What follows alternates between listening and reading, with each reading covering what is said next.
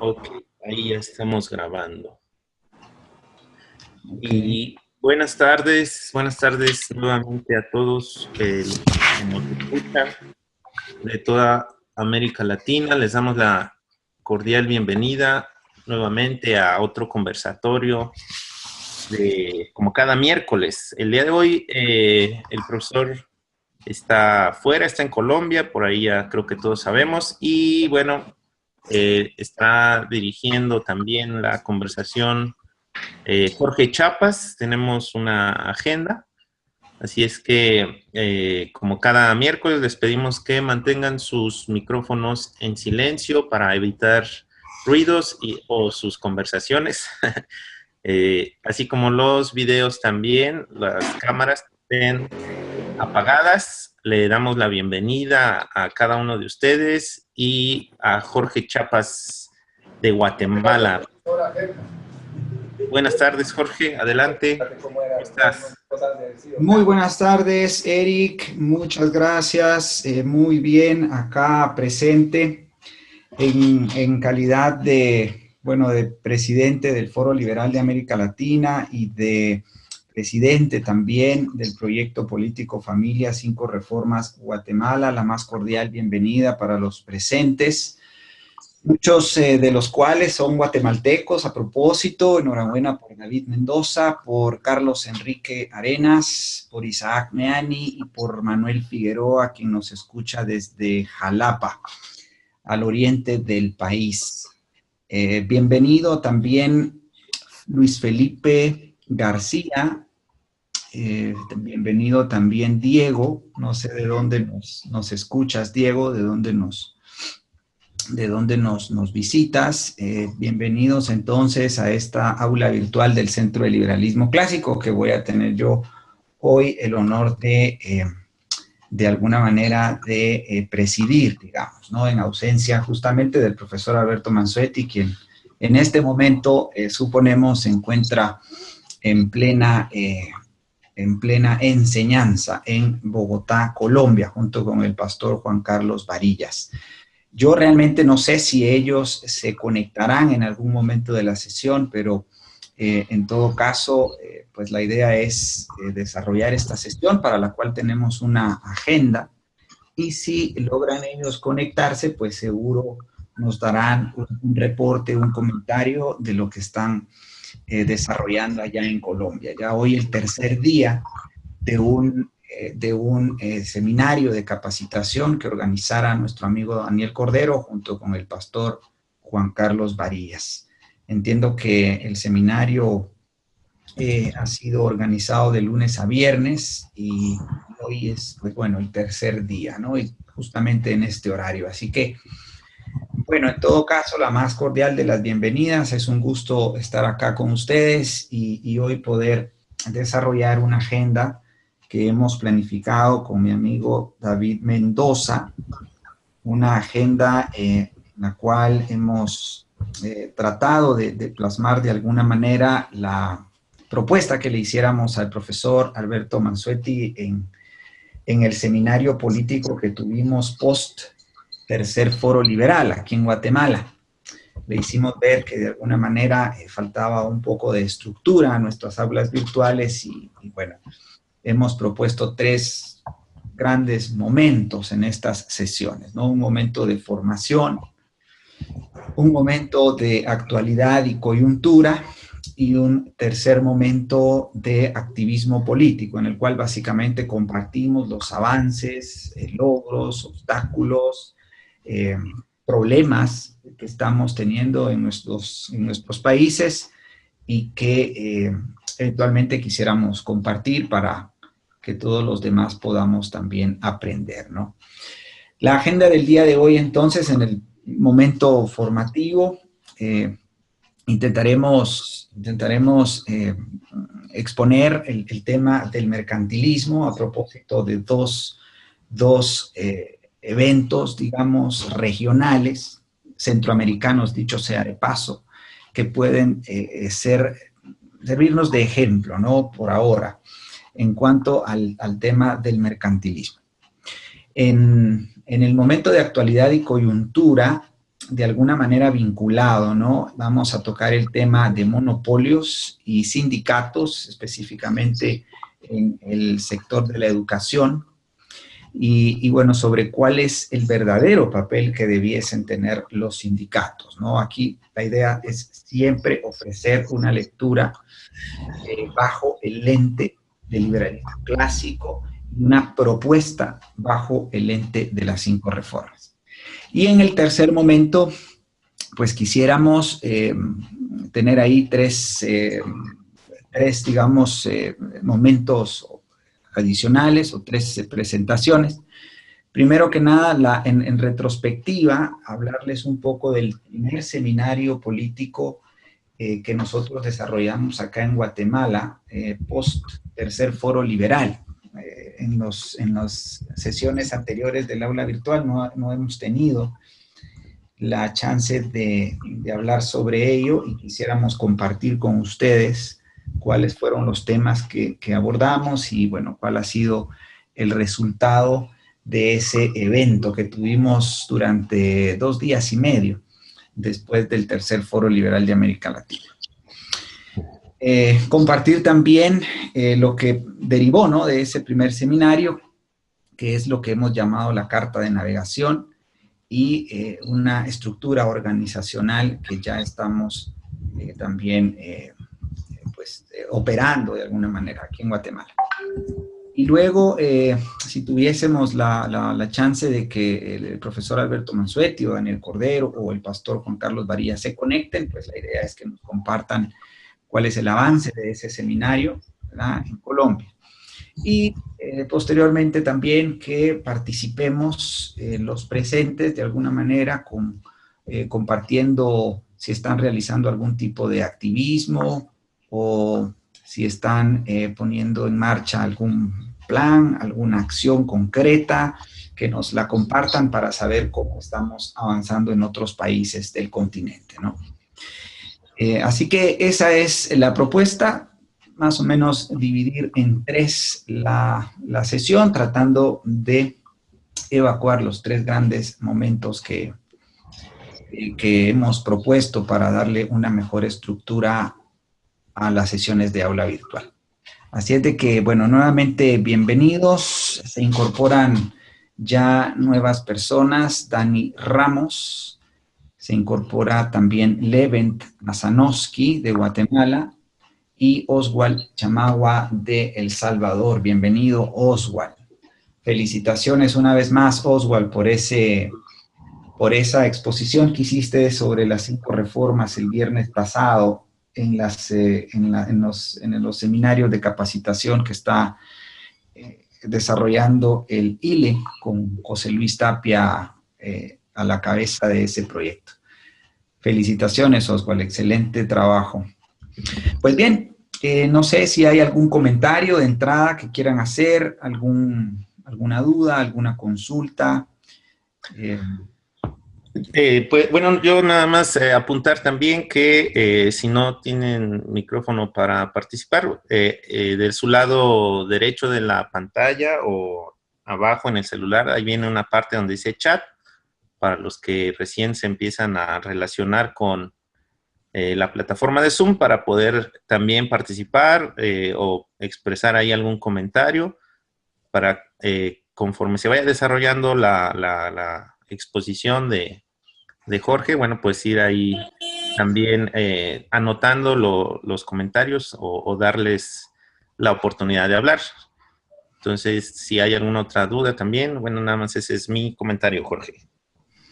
Excelente, Eric. Sí, se me pasaba también informar que Eric García nos estará ayudando en la moderación, básicamente indicándonos el tiempo, ¿verdad? O tomándonos el tiempo para que las 3 partes del aula virtual puedan ser desarrolladas con suficiente eficacia, ¿no? De alguna manera, y que no, pues, terminemos de manera impuntual y que abordemos las 3 partes del aula virtual que hemos propuesto. Entonces, muchísimas gracias, Eric, por esa labor de moderación que siempre haces. David Mendoza nos apoyará con el tema de sindicatos y el tema de sindicatos y el tema de monopolio, ¿no? Precisamente en el ámbito de la educación. Así que, y un servidor pues tratará de facilitar sobre el tema de mercantilismo. Me alegra mucho ver acá ya a José Luis Tapia también, economista, director y fundador del Instituto de Libre Empresa en el Perú. Seguro él también podrá contribuir al tema de mercantilismo, ¿no? Bien, hay una persona que se denomina Sal. No sé si pudiese identificarse, por favor. Sal tiene la bandera de Guatemala, así que bienvenido en todo caso, pero por favor identificarse con nombre y apellido y si es posible, entre paréntesis, el país, las siglas del país en el cual nos escucha. Bienvenidos entonces, y bueno, sin más, me permito empezar entonces, ¿no? Con el tema de mercantilismo. Bien, escogimos este tema con mi amigo David Mendoza, quien dirige actualmente la Secretaría de Mercadeo y de quien saliera la iniciativa o la propuesta más bien de reestructurar las aulas virtuales de los miércoles en el Centro de Liberalismo Clásico. Y bueno, platicando un poco, ¿no?, de la coyuntura regional, bueno, está, creo, sobre la mesa el tema de Nicaragua, el caos, ¿no?, que actualmente está cobrando ya vidas hasta el día lunes a mediodía, irían ya más de 30 vidas, si no mal estoy en las informaciones. Y bueno, yo le decía a David, mira, creo que debemos de seguir desmontando el mito, o más bien haciendo ver cómo hoy por hoy ese mito que significó Nicaragua, al menos en la región centroamericana, no sé si esa percepción o esa idea, digamos, que se tenía sobre Nicaragua, de que era una especie de país modelo, digamos, en la región,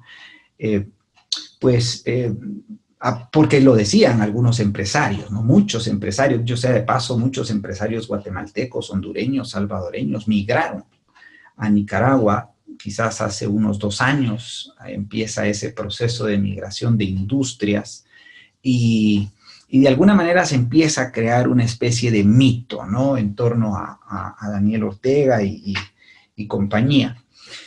Y bueno, vemos las recientes noticias, ¿no?, lo sucedido en las últimas 2 semanas, creo yo. Entonces, pues eso nos dio pie a dar a conocer el sistema que realmente prevalece aún en Nicaragua y, por supuesto, en gran parte de nuestros países, ¿no? Y es el sistema del mercantilismo, un sistema que el profesor Mansuet lo cita cada vez que puede, o nos lo recuerda cada vez que puede en sus escritos, en sus artículos, ensayos y libros, por supuesto, ¿no? Yo me tomé la tarea de revisar justamente sus 2 libros, Las leyes malas, La salida, de revisar también la enciclopedia concisa de economía y de revisar algunos libros que refieren el tema, ¿no?, como para darles un panorama en alguna medida teórico e histórico también, ¿no? El tema de la historia sigue siendo siempre importante en el análisis y en el estudio del liberalismo clásico y de pues, los fundamentos y las teorías que están en torno a él, ¿no? Entonces, básicamente el mercantilismo es un sistema que ofrece privilegios, originalmente privilegios económicos, ¿no? Por privilegio entenderemos ley privada, ¿sí? Leyes privadas. Así que, ¿qué mejor sistema para refrendar el vínculo de las leyes malas con un sistema de economía política, digamos, en este caso, el mercantilismo, ¿no? Originalmente entonces se ofrecen privilegios económicos, o es un sistema en el cual se ofrecen privilegios a una clase en particular, originalmente a la clase comerciante, ¿no? Y fue una modalidad que emerge en el siglo XVI y se cree que termina en el siglo XVIII, a finales del siglo XVIII, y como hito, digamos, del término de ese, yo le llamaría, de esa etapa temprana del mercantilismo, pues está la publicación de la obra La riqueza de las naciones de Adam Smith, ¿no? Quien describe muy bien lo que él llamara el sistema mercantil. Y básicamente, pues, tenía que ver con ofrecer, digamos, la visión de querer enriquecer a un país mediante la restricción de importaciones y el fomento de las exportaciones. Había pues una especie de consenso, digamos, o predominio de que de alguna manera los países podían ser más ricos y albergar más poder en la medida en la que se protegiera la industria local, la industria nacional, ¿ya? Dicho sea de paso, por ahí también en esta enciclopedia concisa sobre economía se le llama un sistema de economía nacional, ¿ya? O sea, o un sistema en el cual se promueve el nacionalismo. Por eso mismo nosotros hemos hecho la distinción entre nacionalismo y patriotismo, que es muy diferente. El nacionalismo generalmente conduce a pensar en la protección de la industria nacional, ¿ya? Por nacionalismo se entiende la protección de la industria local, de la industria doméstica. Y de ahí que, pues, este sistema pensara que para enriquecer al país habría de restringir las importaciones y fomentar las exportaciones. Esta modalidad de gobierno y de sistema económico buscaba también el aumento en las cantidades de oro y plata y consolidar o proteger de alguna manera el empleo doméstico, ¿ya? Durante el mercantilismo temprano, digamos que es esta primera etapa entre el siglo XVI y el siglo XVIII, más o menos entre el año 1500 y el año 1776, cabe destacar que los conflictos militares entre naciones fueron más frecuentes y más extensos que en ningún otro momento de la historia, ¿sí? Lo cual da también muestra de cómo a mayor restricción de libre comercio, existe mayor vulnerabilidad al inicio de las guerras, ¿no? O sea, a menor libre comercio, más probabilidad de guerras en el mundo. Siempre que han existido guerras en el mundo es porque han existido serias restricciones al libre comercio entre los individuos. Otro elemento interesante dentro de este tema es que, como bien decía el doctor Manuel Ayau, el comercio ocurre entre personas individuales o en su defecto entre personas jurídicas, no entre países, decía el doctor Ayau, ¿no? Cuando hablamos del comercio entre países, realmente el país como tal no existe, no es algo abstracto. Lo que ocurre realmente en el intercambio es un intercambio entre individuos, al final de cuentas, ¿no? Entre individuos o entre entidades de alguna manera jurídicas. El profesor Mansuetti define el mercantilismo como un sistema de privilegios para oligarquías económicas que permite crear riqueza solo para unos pocos y la inmensa mayoría sigue en la pobreza. Y la pobreza, dice él, se junta con la ignorancia y ambas engendran el socialismo, sistema de privilegios para oligarquías políticas, que no crean riqueza para nadie, sino que la destruyen. Por eso decía que originalmente el mercantilismo ofrece privilegios económicos, pero luego las élites, en este caso élites, eventualmente grupos de interés sociales o políticos, generalmente permeados por una visión socialista, en lugar de intentar eliminar aquel sistema de privilegios, generalmente tienden a hacerse parte o a buscar ser parte de los beneficios de dicho sistema, ¿no? Por eso bien dice por ahí Frédéric Bastiat, desgraciadas, dice Bastiat, desgraciadas 3 veces, desgraciadas las naciones en la cual este último pensamiento es dominante entre las masas, cuando llega el momento en que éstas se adueñan del poder legislativo. Cuando las masas, de alguna manera, llegan al poder legislativo, en lugar de terminar, digamos, con esta expoliación legal, lo que buscan es precisamente conquistar, de alguna manera, y participar de los beneficios de la expoliación.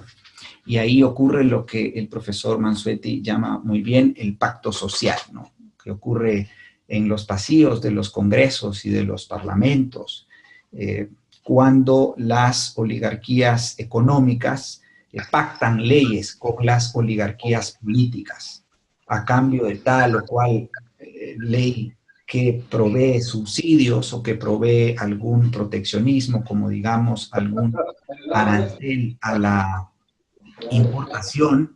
Entonces las oligarquías políticas transan o intercambian por leyes de tipo social, ¿no? Que redistribuyen de alguna manera la riqueza. Supongamos, por ejemplo, la ley del salario mínimo, que es una ley que suponemos pues es una ley generalizada en todos nuestros países en América Latina. Entonces, pues eso es el mercantilismo, y los dos ejemplos que queríamos traer a colación con David Mendoza era precisamente el de Nicaragua, ¿no? Porque pues hoy por hoy se ha rebalsado, digamos, el vaso, y ese estallido de violencia y de represión típico y muy propio de las tiranías que vemos cuando se exacerba la demagogia, cuando se exacerba el socialismo, y pasa de ser de socialismo democrático o menchevique a socialismo bolchevique, ¿no? Que le llama el profesor también, una de las dos modalidades del socialismo, donde ya hay intimidación, coerción, hay represión, hay violencia. Pues el caso nicaragüense da muestra de que lo que prevalecía y sigue prevaleciendo en aquel país es un sistema mercantilista, ¿no? Yo me encontré con varios empresarios acá en Guatemala que me decían que por qué funcionaba el socialismo en Nicaragua, ¿no? Por qué Daniel Ortega, siendo de izquierda y teniendo un pensamiento pues, claramente socialista, ¿no? Pues favorecía a las empresas y creaba condiciones de seguridad, de certeza jurídica, de infraestructura, especialmente carreteras, ¿no? Por esas razones, muchas de estas empresas migraron a Nicaragua, empresas azucareras, en nuestro caso, en el caso guatemalteco, pero también otras, ¿no? De otro tipo de bienes. Y bueno, lo que había era un acuerdo muy fuerte entre empresas y empresarios mercantilistas y el socialismo instaurado, digamos, en el gobierno, ¿no? A través de su líder, Daniel Ortega. Entonces, lo que ha ocurrido en las últimas semanas a propósito de unas reformas a la ley del seguro social, entiendo yo, y también un impuesto, pues ha exacerbado todos los ánimos en Nicaragua, y pues ha existido toda esta represión y este estallido de violencia. Y no es más, pues, insisto, en lo que culmina generalmente el mercantilismo en una modalidad de socialismo que pasa de ser un socialismo democrático a un socialismo violento, bolchevique, donde hay coerción, represión y violencia. Y el otro caso que queríamos compartir a propósito del mercantilismo es el caso que nos ocupa más acá cerca de Guatemala, con relación al tema de una reciente consulta popular que se hizo el domingo 15 de abril, si no mal recuerdo, sobre el diferendo, un diferendo territorial que tenemos con Belice desde hace más o menos 150 años, ya cuando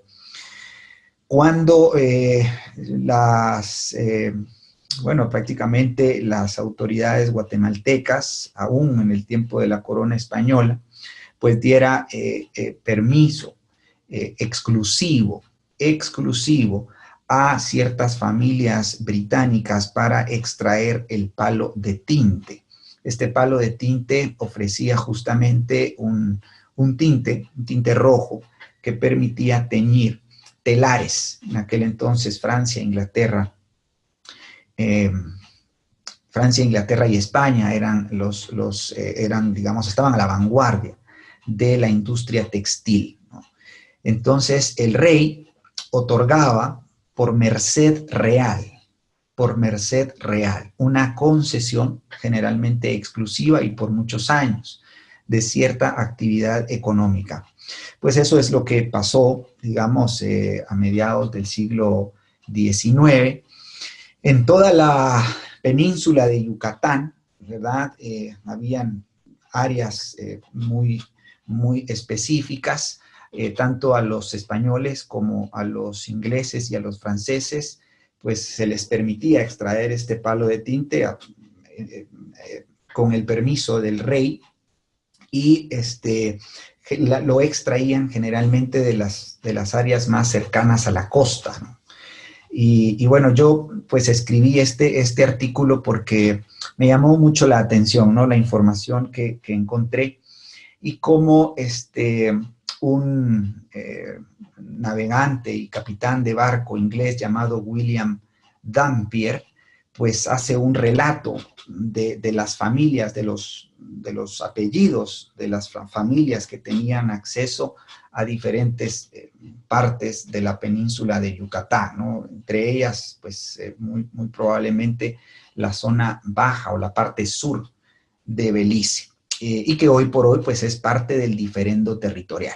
En su momento, Inglaterra, a cambio de esa concesión territorial para la extracción del palo de tinte, ofreció construir una carretera, la cual nunca se concretó, y hoy todavía es tiempo en el cual aún no se resuelve, digamos, este diferendo territorial.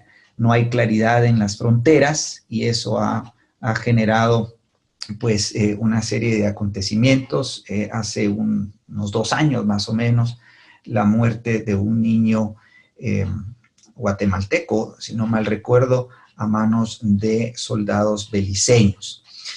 Entonces, nos llama poderosamente la atención en este caso, ¿no? En el caso del diferendo territorial con Belice, porque lo que evidencia, pues, es una vez más, ¿no?, el sistema predominante a mediados del siglo XVIII, XIX, y cómo, pues en una palabra, ¿no?, es básicamente el mercantilismo, ¿no? El rey otorgaba por merced real una concesión generalmente exclusiva y por muchos años de cierta actividad económica. Pues a mí me llamó muchísimo la atención, porque, digamos, mi conclusión en torno a este tema del diferendo territorial con Belice, entre Guatemala y Belice, pues no es más que una cortina de humo, un distractor, digamos, de los problemas reales y más severos que tenemos tanto guatemaltecos como beliceños, ¿no? Y básicamente tiene que ver con la pobreza, la violencia, la falta de oportunidades para la creación de riqueza, y y algunos ingenuos creen que resolviendo este diferendo territorial, cuando en el mejor de los casos se puedan definir claramente las fronteras, inmediatamente se instalará sobre ese sistema o esas fronteras pues una serie de regulaciones y restricciones al libre comercio. En otras palabras, aduanas.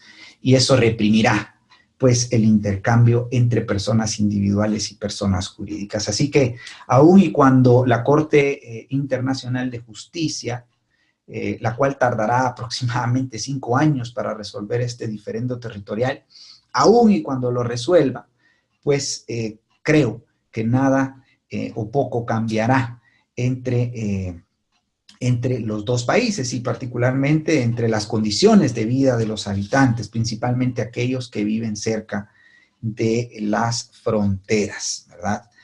Así que tanto el caso nicaragüense como el caso beliceño, pues refrendan, ¿no?, el predominio, la vigencia aún de un sistema mercantilista en nuestros países, en nuestra América Latina.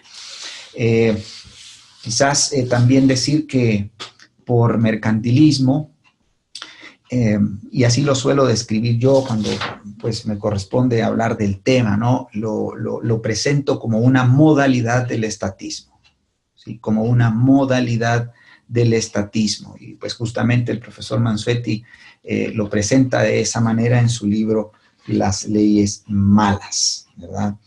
El estatismo viene en 2 variedades, dice. El primero es malo, que es el mercantilismo, y el segundo es mucho peor, que es el socialismo, el cual puede tener igualmente 2 modalidades. El reformista, ¿verdad?, que es básicamente el socialismo democrático, o el revolucionario, ¿sí?, que es el socialismo violento. Bien, me quedo entonces hasta ahí con la exposición. Me gustaría conocer comentarios, preguntas.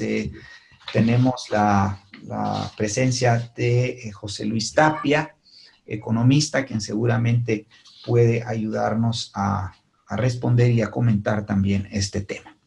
También por aquí Jorge está Santos Mercado, se agregó ya. Y bueno, también por interno Manuel Figueroa tiene una pregunta. No sé si por allí tenga micrófono. Manuel, adelante. Sí, por acá estoy. Buenas tardes. Buenas tardes, Manuel. Bienvenido. Gracias a todos. Mira, básicamente era si podías volver a repetir porque estoy tratando de copiar las reflexiones y lo que estás comentando. Básicamente me quedé perdido un poco en el concepto del profesor Mansuetti de mercantilismo, el concepto que habías dado y no sé si es en este momento o lo dejas para después. En general tenía una duda por un tema de un debate pequeño que tuve, ampliar un poco el tema sobre los progresistas, los progres. Okay. En algún lado vi que no lo definen como una ideología, no sé si es correcto o no. Básicamente eso, y si tu concepto general, por lo que has escuchado de lo que mencionaste de los empresarios en Nicaragua, después de estos eventos, ¿calculas que va a cambiar la percepción de inversión en el país a raíz del 10 muertos y no sé cuántos heridos y pues continuar más con de el 30 estatismo, muertos. ¿verdad? No, perdón, yo me quedé en 10, porque aquí por cuestiones de amistades y familiares, y 3 más ayer que murieron por diferentes hechos de enfermedad, violencia, etcétera, pero gusto saludarlos y básicamente esas son las preguntas. Gracias. Muchísimas gracias, Manuel, muy amable por tu participación, con mucho gusto. Bueno, decíamos que el mercantilismo es un sistema que ofrece privilegios, es un sistema de economía política que ofrece privilegios. En principio son privilegios económicos y así de hecho surge el mercantilismo a inicios del siglo XVI, en el año 1500 aproximadamente, y se cree que termina el mercantilismo en el año de 1776, justamente cuando Adam Smith publica La riqueza de las naciones y cuando justamente los Estados Unidos lograrían la independencia, ¿no? Es interesante lo que pasa justamente ese año y en ese periodo muy corto de tiempo. La Revolución Francesa también fue una época de muchos cambios, digamos. Entonces, el profesor Mansuetti lo define como un sistema de privilegios para oligarquías económicas que permite crear riqueza solo para unos pocos y la inmensa mayoría sigue en la pobreza. Y la pobreza se junta con la ignorancia y ambas engendran el socialismo, sistema de privilegios para oligarquías políticas, que no crean riqueza para nadie, sino que la destruyen, ¿verdad? Porque justamente la redistribuyen. Lo que el profesor Mansuetti trata de alguna manera de plasmar acá es el pacto social que yo decía, ¿no? Los mercantilistas pactan con los socialistas en los parlamentos, en el Congreso, pactan leyes a favor de ciertas actividades económicas. Por cierto, la actividad económica que más ha sido absorbida por el mercantilismo y principalmente en aquella época del siglo XVI, siglo XVIII, fue la actividad de la agricultura, ¿no? Así que, pues, eso es el mercantilismo según el profesor Mansuetti. Y bueno, de hecho, Mises refiere a un término que a mí me llama la atención, le llama él el neomercantilismo. Y a partir de ahí, yo lo que visualizo a partir de mis recientes lecturas es que hay un mercantilismo de origen temprano, ¿no? Que es el que ocurre justamente durante el siglo XVI, finales del siglo XVIII, pero luego el mercantilismo como el socialismo mutan de alguna manera, ¿no? Se autorregeneran y pareciera que se autodepuran, ¿no? Se autodepuran y mejoran, o más bien se camuflajan, ¿no? De alguna manera. Y por eso es que adoptan formas nuevas, formas innovadoras, y es lo que pasa en Nicaragua, ¿no? Que de alguna manera se convierten en sistemas imperceptibles, y los mismos empresarios se equivocan, no sé si por ingenuidad o no sé si con alevosía y ventaja, ¿no? ¿Qué vaya a pasar en Nicaragua? Bueno, no lo sé. Yo creería que es el camino típico del socialismo del siglo XXI, ¿verdad? Escasez, probablemente, la represión se exacerba, hay censura en la prensa y bueno, es básicamente Venezuela, ¿no? En otras palabras, Cuba, ¿verdad? Así que ese es el camino de Nicaragua. Seguro habrán algunos reacomodos, ¿verdad? Algunos empresarios tratarán de mantener el status quo. Empresarios con E minúscula, por cierto, ¿no? Porque empresario con E mayúscula es alguien que no tiene aversión a la competencia, a la libre competencia, y que no rehúye del libre mercado, ¿no? Que no rehúye de competir libremente sin privilegios. Ese es un empresario con E mayúscula.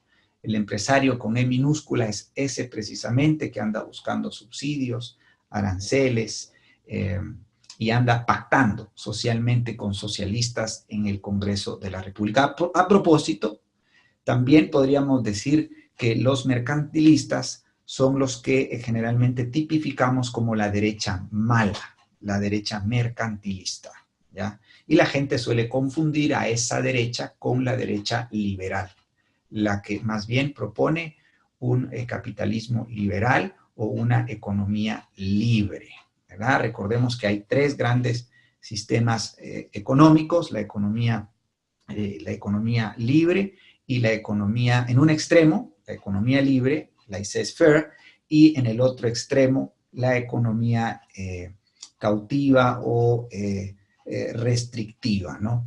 Y un tercer sistema que es el sistema mixto, lo que llama Mises la tercera vía, que es igual de malo y que conduce finalmente a las economías de tipo economía cerrada, digamos, o economía cautiva. Así es de que, bueno, esas serían mis respuestas, Manuel. Espero haberlas completado. No sé si hay alguien que quiera comentar alguna pregunta, alguna duda, algo sobre Nicaragua, algo sobre Belice también. Hay varios guatemaltecos aquí en la sala, así que probablemente puedan complementar mi exposición. Tenemos la mano por aquí levantada de Levent Asanowski. A ver si puede hablar por el micrófono. Hola, ¿me escuchan? Adelante, adelante. Hola, muy buenas noches. Saludos, Jorge. Saludos, Leven. Gusto saludarte. Igualmente. Mira, pues ahí escuchando un poco, yo tenía una pregunta que era un poco más amplia, pero ahora pues me la han vuelto comentario con la respuesta que le has dado a Manuel. Y, y iba más o menos por el tema de la activación política y cómo se nos puede dificultar a veces la tarea a nosotros cuando aquí en Guatemala, por ejemplo, tenemos algunos lobbies empresariales que son justamente de corte mercantilista y que todo el mundo pues los defiende porque dicen, es que ellos son los de la derecha. No quiero poner nombres, pero yo creo que te imaginas a quién me refiero, ¿verdad? Sí. Digamos, a estas personas, pues ellos han vivido acostumbrados toda la vida a tener esa capacidad de lobby y a buscar esas ventajas mercantilistas. Y hemos visto, o por lo menos yo en el tiempo de vida que tengo, pues sí he visto las desventajas. Por ejemplo, me viene a la mente pues, las políticas estas de exportación o las políticas monetarias incluso con la manipulación del dólar y cómo estas pues a la larga pues no traen nada bueno, ¿verdad? Ya sabemos nosotros que esa no es una solución y pues obviamente pues estas personas hay que convertirlas a que dejen de pensar en términos mercantilistas y pues que piensen como los que queremos que pensaran, ¿verdad? Que fuera de la derecha buena. Entonces mi comentario sería... Y la tos. Sí, exacto. Mi comentario sería más que nada a tratar de hacerlos reflexionar a todos, de que incluso estando creyendo que ellos están buscando algo bueno para el país, no necesariamente lo hagan y que realmente, o quizás muchas veces sin pensarlo, están siendo mercantilistas, ¿verdad? Es muy fácil cruzar esa línea, creo yo, hacia políticas que terminan siendo estatistas y que son nefastas para el país por la falta de visión que tiene mucha gente. Entonces, considero que la labor que estamos haciendo aquí con estos seminarios pues es muy importante y espero que todos salgan de aquí con esa visión de compartir ese tipo de visión, en especial con las personas empresarias y en especial, si se pudiera, con estas cámaras y comisiones con capacidad de lobby, ¿verdad? Entonces, nada más eso. Muchísimas gracias, Levent. Excelente comentario. Quisiera compartir con los participantes en la sala que recientemente en Guatemala hubo un escándalo, como suele ser, ¿no? El estatismo siempre buscando los distractores semanales aquí en Guatemala y en cualquier otro país de América Latina. Pero bueno, recientemente la Comisión Internacional contra la Impunidad en Guatemala, la famosa CICIG, una entidad monstruosa creada por la izquierda guatemalteca con la tutela de la ONU, pues saca a luz un posible caso de corrupción en torno al financiamiento del partido político que llevara a la presidencia al actual presidente, Jimmy Morales. Ese financiamiento aparentemente fue facilitado por grandes empresas muy reconocidas, de personas, pues la mayoría diría yo, honorable, gente pues honesta, decente, ¿verdad? Y bueno, pues sale a luz esta situación. Algunas de estas empresas, hay que decirlo, pues han hecho sus grandes emporios a razón del predominio de un sistema mercantilista en nuestro país, ¿no? Todo lo que yo estoy diciendo, por cierto, es extrapolable a cualquier país de América Latina quizás con algunas excepciones, pero de ahí es cuestión nada más de encontrarle par, ¿no? En todo caso, hay pues un grupo de empresarios, ¿no?, que ha sido fuertemente señalado y bueno, ahí entonces quien gana evidentemente es la izquierda porque supone confirmar que el empresario guatemalteco, como cualquier otro empresario, pues es un mal empresario, ¿no? Que es un empresario que se presta a la corrupción, un empresario que pues explota, ¿verdad?, a sus trabajadores y que los beneficios que obtiene y las utilidades es a costa del consumidor, a costa de sus trabajadores y demás, ¿no? Y empiezan justamente con los términos como la oligarquía, ¿no? Las oligarquías económicas, que bueno, tiene cierto sentido, ¿no? Porque justamente cuando la forma degenerada de la aristocracia es la oligarquía, ¿no? Cuando los notables, los buenos, digamos, de alguna manera se ensañan en el poder y empiezan a obtener privilegios, lo que se degenera o en lo que degenera es en la oligarquía, que puede ser de tipo económico o de tipo político. Entonces, a lo que hace referencia Leven, sin poner mayor nombre y apellido o especificar realmente a lo que se hace, a lo que se refiere es precisamente a ese escándalo que ocurriera la semana pasada en el país y que nuevamente pone en desventaja, ¿no?, a la derecha, ¿verdad? A la derecha en términos generales, porque la gente no sabe distinguir la derecha mercantilista de la derecha liberal, la derecha mala de la derecha buena, ¿verdad? Así es de que muchas gracias por tu comentario, Levent. Me faltó responder una pregunta de Manuel, el tema del progresismo, ¿no? No sé si alguien quisiera apoyarme con esa respuesta. Yo puedo dar mi respuesta, pero creo que sería muy corta. No sé si alguien tenga una respuesta para Manuel Figueroa. Gracias, Eric, si ahí hay algún comentario. Por aquí tenemos a Santos Mercado, a ver si nos ayuda a hacer o tiene algo ahí que comentar de manera breve, por favor, para también darle paso a David Mendoza. Adelante, Santos. No, sí, ¿me escuchan? ¿Me escuchan bien? Sí, se escucha perfecto. Perfecto, ok. Bueno, pues un saludo a Jorge y a todos los a colegas, amigos de 5R. Bueno, sobre progresismo, yo simplemente lo veo como esa corriente de izquierda que cree que mientras más socialismo hay, es mejor. Mientras más se acerca al modelo de comunismo, de control estatal, donde todos los medios de producción y todas las tierras y almas y haciendas van siendo controladas por el Estado, bueno, pues creen que eso es progresar, ¿no? Ese es el progresismo. Así lo entiendo yo, a menos de que tengan otra opinión. Pero quería hacer un comentario sobre mercantilismo. Es una palabra que nunca me ha gustado usar porque cuando empecé a estudiar todos estos temas, mercantilismo me sonaba como aquellas personas que promueven los mercados, que le apuestan a la libertad de los individuos de intercambiar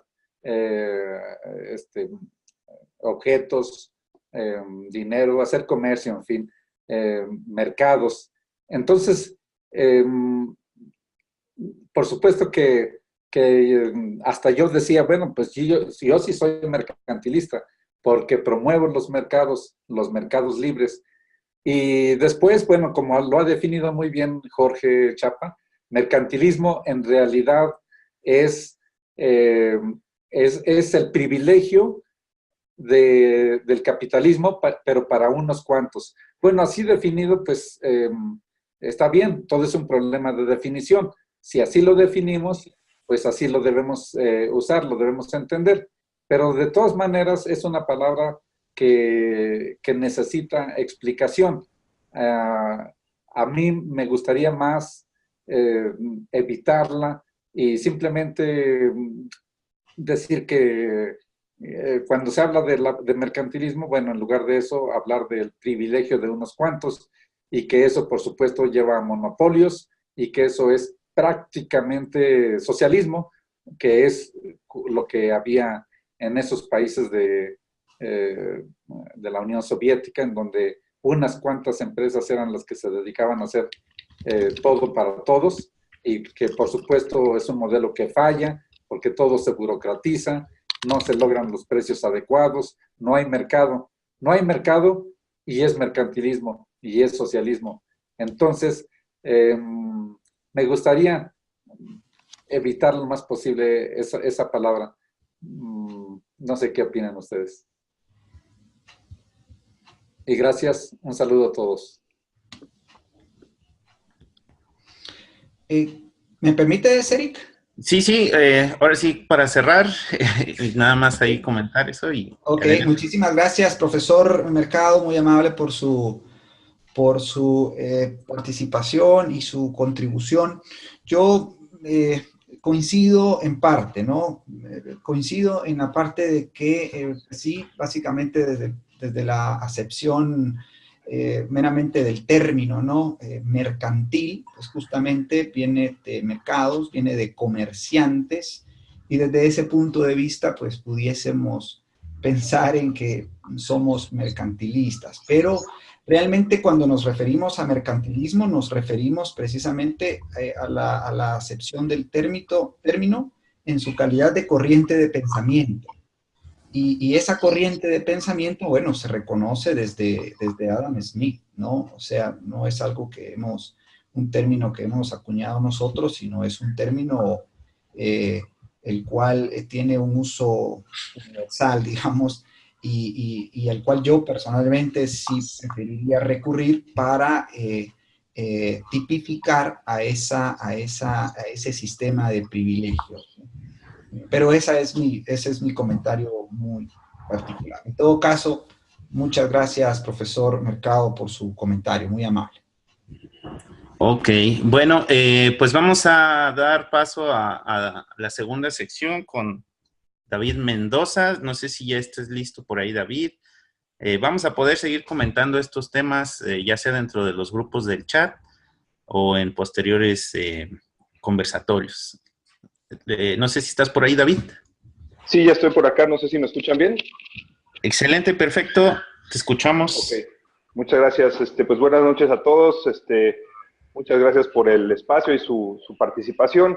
Esta segunda sección, pues básicamente la hemos denominado de información, es para hablar temas de actualidad y contextualizarlas dentro del liberalismo clásico. Antes de empezar con el tema que teníamos preparados para esta noche, sí quisiera dar unas breves reseñas sobre el aula virtual. Pues estamos haciendo, como mencionaba Jorge, algunos ajustes al formato, intentarlo mejorarlo, que sea más dinámico, más informativo y que pues obviamente sea mejor tiempo invertido por parte de todos, ¿no? Pero esto no es un esfuerzo de unos cuantos, es de todos. Entonces nos gustaría pues invitarlos a que en los diferentes chats o de forma directa nos pueden contactar al profesor, a Jorge, a mi persona, a Eric, y incentivar o promover ciertos temas que quieran conversar.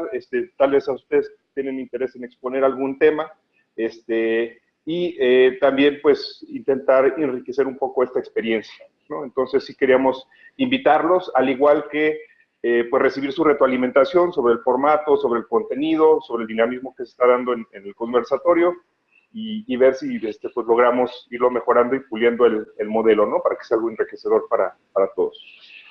Bueno, en esta parte de información, pues básicamente queríamos conversar o tocar sobre algo que está ocurriendo en la ciudad de Guatemala en esta última semana, que ha sido pues un tema recurrente, realmente pues a raíz de cada 6 meses, un año, y más cuando hay pues ciertas presiones políticas tiende a surgir, que es la participación activa en particular el sindicato de maestros, liderado por Joviel Acevedo, y pues como decía Jorge, pues tenemos sus copias o sus similares en los diferentes países, ¿no? Y qué representa para nosotros en los países y por qué se da este fenómeno, ¿no? De arranque y también pues otro de los temas que ha surgido ya a luz con la transparencia que está dando con más información en los medios, más cosas están saliendo ahorita por un tema de un caso de corrupción que se está llevando contra el expresidente y el vicepresidenta en el país, pues salió a luz de que nuevamente por ese trato político de favoritismos, pues ha salido un favor o unos favores a raíz del líder de este sindicato, ¿no? Y del que encabeza disculpen, el sindicato en Guatemala. Entonces, pues queríamos nuevamente demostrar que estos sistemas de línea socialista, con privilegios, y lo cual pues queremos retomar con la primera de las 5 reformas y eliminar esos privilegios y abrir el mercado, incluyendo el mercado y el papel que debe de jugar los sindicatos en la sociedad. Como todos sabemos, pues los sindicatos se dieron a raíz o se han dado a raíz de una acción colectiva de segmentos de trabajadores, que pues la actividad colectiva es un derecho fundamental, pero igual esos grupos, pues a través de los años han buscado ciertos privilegios y ciertos posicionamientos. Uno de los temas que tiene, pues con la soga en el cuello a los ciudadanos de muchos de nuestros países, pues son los pactos colectivos o los acuerdos políticos que se han llevado a cabo a través de los años y que les han otorgado poder y han otorgado privilegios a estos grupos. Y a raíz de esos mismos privilegios, pues se han concentrado en las cabecillas que los lideran, ¿no? Y lastimosamente, pues se pierde realmente el espíritu y la representación de sus miembros de estos sindicatos. Como sabemos, los verdaderos propósitos de los sindicatos, pues son para estar al tanto de capacitar y formar a sus miembros para que sean más competitivos, estén a la vanguardia de las destrezas y habilidades que el mercado demanda. Deben de ser lugares o espacios que operen bolsas de trabajo para sus miembros y facilitarles en el momento de perder un puesto de trabajo, poderlos colocar y facilitar ese intercambio en el mercado. Y el tercero es para administrar, en algunos casos, cuando sea pues parte del acuerdo colectivo y de sus miembros,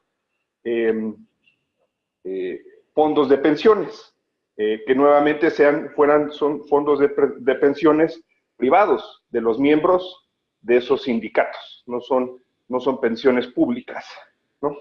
Y lastimosamente, pues lo que estamos viendo es el secuestro por ejemplo, en el caso propio de Guatemala, pues el secuestro del presupuesto de algo que de todas formas pues no debiese ser público, ¿no? Que son los presupuestos del Ministerio de Educación en este caso, que pues en nuestras reformas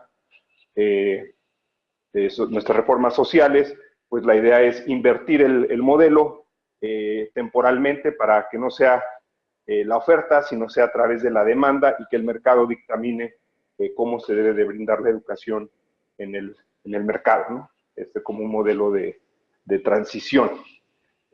Bueno, esta cápsula es un poco más corta que la exposición inicial, pero pues de igual forma la podemos abrir a comentarios, preguntas, opiniones y otros temas que pues similarmente quieran contribuir.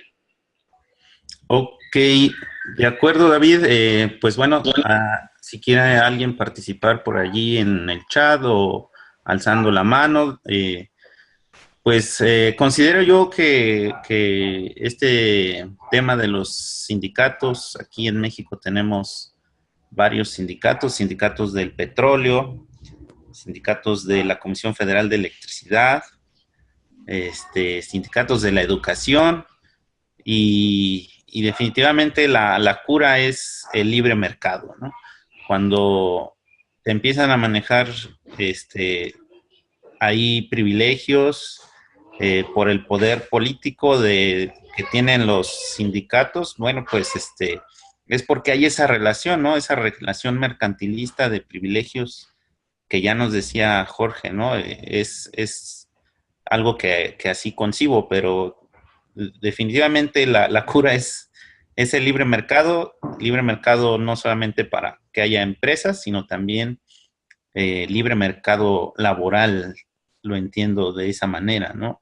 No tener regulaciones para una libre contratación y aunque se oiga feo, pues un libre despido, ¿no? Pero las empresas nunca van a despedir a los trabajadores buenos, ¿no? A esos los van a querer retener, esos se van a sobrevaluar conforme vayan creciendo y van a poder incluso obtener mejores ganancias en sus trabajos o cambiando de trabajos, ¿no?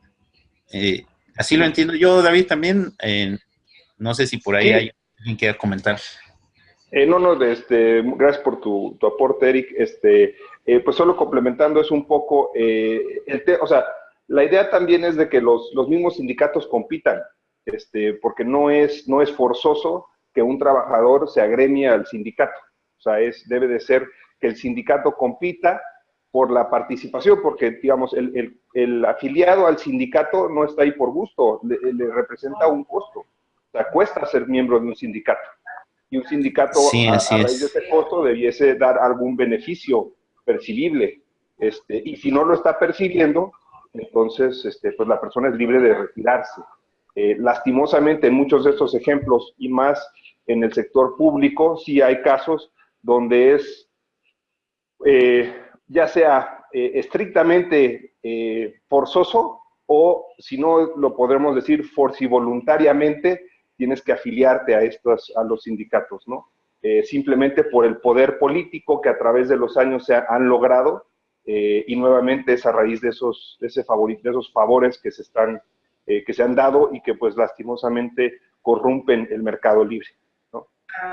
Ok, así es, coincidimos. Tenemos por aquí la mano alzada de Jorge. Jorge Chapas, adelante.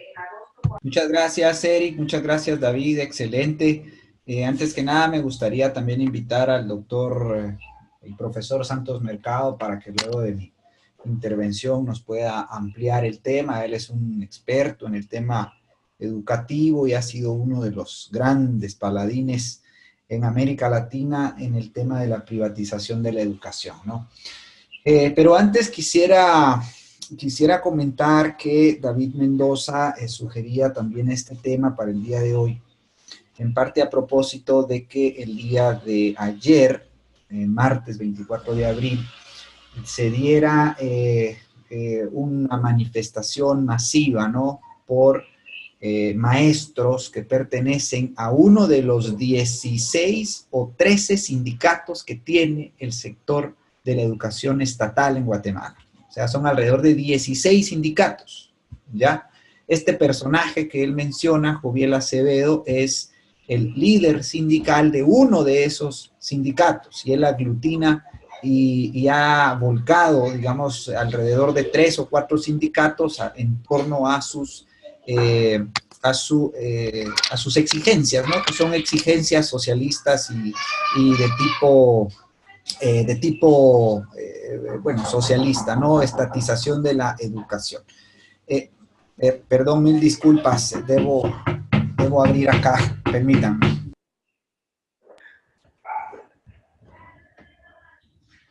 Sí, está bien. Hay niños en casa. Por ahí, profesor Santos, si bueno, está haciendo algún comentario aquí en el chat. Dice, los sindicatos no son propios de una economía de mercado. Los sindicatos pertenecen a las corrientes fascistas para tener el control de los trabajadores.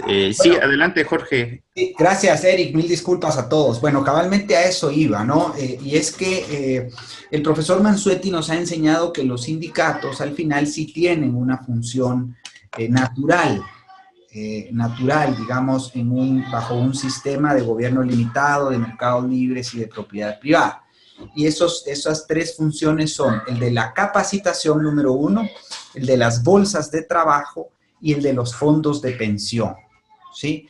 Los sindicatos no pueden, un liberal clásico, creo yo, no pueden ser objetados en su naturaleza, porque estaríamos objetando y rechazando una de las libertades que se consignan bajo el gran derecho de la libertad, ¿no? Que es la libertad de asociación.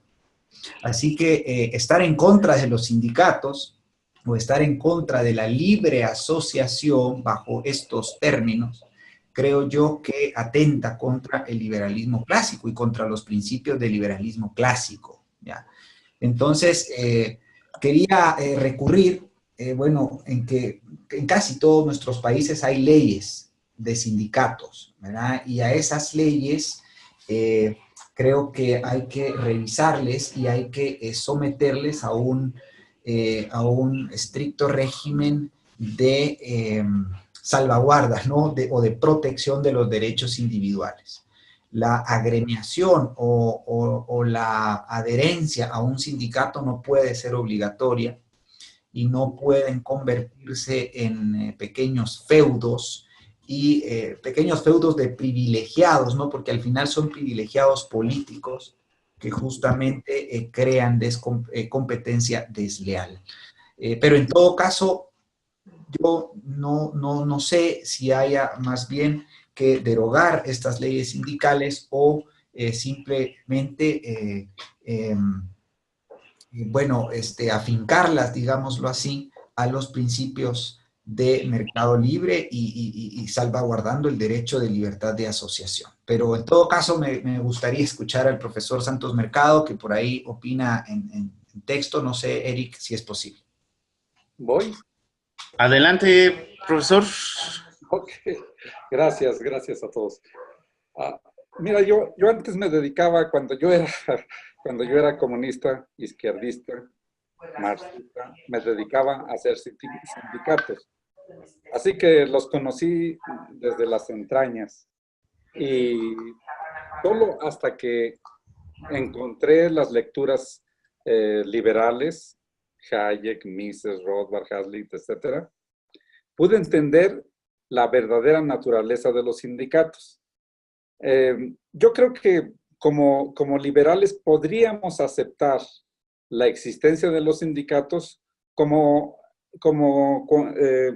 una actividad que ejercen los trabajadores para reunirse, platicar, quizás ver por sus intereses, si quieren construirse casas, quieren construirse alguna escuela, etc.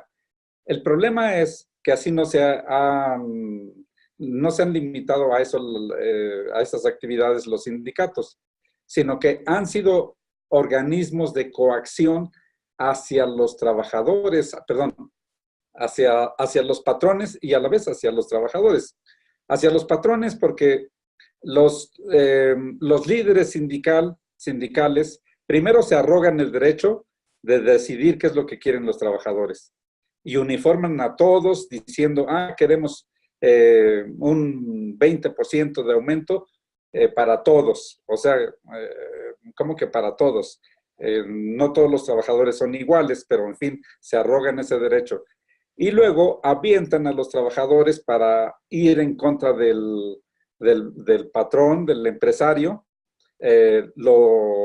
Les cierran las empresas, les hacen huelga, les quiebran los negocios y al final todos salen perdiendo porque no termina ahí la historia. Lo que conocemos de los sindicatos en México al menos, háblese de Cananea, de Río Blanco, bueno, pues los llevan al matadero, al vil matadero a los trabajadores y los meros líderes, bueno, se lavan las manos o bien negocian con los patrones algún privilegio extra o alguna cantidad que van a recibir los líderes o el líder, y a los trabajadores los dejó peor que antes. Entonces,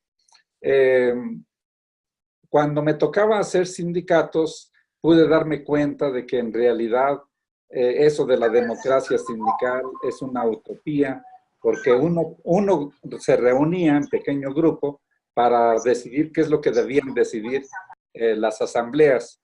Entonces, es puro engaño, puro fraude, por lo que no terminaron por no gustarme y luchar contra ellos. Además, esto de que se hayan arrogado el privilegio de imponerle a la empresa ser la recaudadora de los impuestos, o sea, de las cuotas sindicales. Entonces, la empresa le cobra a todos desde la nómina, o sea, el trabajador ya no interviene en cuánto es lo que quiere dar de cuota, sino que se lo cobran a la fuerza. Y la empresa se lo da al sindicato simplemente porque así está establecido, lo cual adquiere un enorme poder el líder sindical que lo va a usar contra los trabajadores. Aquí en México conocemos a casi todos los líderes, yo no conozco a uno que no, todos los líderes sindicales que terminan como ricos, como millonarios. Algunos han tenido que salir del país y otros se han hecho diputados, alcanzan puestos políticos usando al sindicato. Entonces, yo creo que se tiene que replantear. He encontrado, y de hecho eso estoy trabajando ahora en mi universidad, para ver si puedo cambiar la idea del sindicato, la idea de que se trabaje de otra manera. Hace muy poco tuve una asamblea y les dije que teníamos que reconocer que los sindicatos no le dan lo que prometen a los trabajadores, que tenemos salarios de miseria para mucha gente, para los empleados, los que lavan los pisos, etcétera, y a pesar de que ya tienen mucho tiempo en la universidad, y bueno, pues no dan, y además tienden a que un trabajador gane lo mismo que un académico. Es su idea de socialismo, de que deben converger hacia el mismo salario. Entonces, les estoy tratando de meter la idea de que el sindicato tiene que cambiar su forma de ser. ¿Cuál es la forma? ¿A qué modelo quiero cambiar el sindicato? Bueno, es muy simple. Les digo, en lugar de tener un sindicato de proletarios, porque eso es lo que tenemos en las escuelas, en las empresas, en las universidades, donde hay sindicatos, los trabajadores simplemente tienen su salario, pero no tienen propiedad sobre las universidades, sobre las escuelas. Entonces, les digo, ¿qué preferimos? ¿Tener un sindicato de proletarios o un sindicato de propietarios? Es decir, el sindicato podría transformarse en copropietario o propietario de toda una universidad o de toda una escuela, de los centros de trabajo donde están laborando, y entonces otra cosa sería, claro, ¿cómo se llaman estos colectivos donde todos son dueños de todo? Ay, se me fue. Las cooperativas, ¿será? No como cooperativas, porque ya sabemos que las cooperativas tienen el problema de una indefinición de propiedad.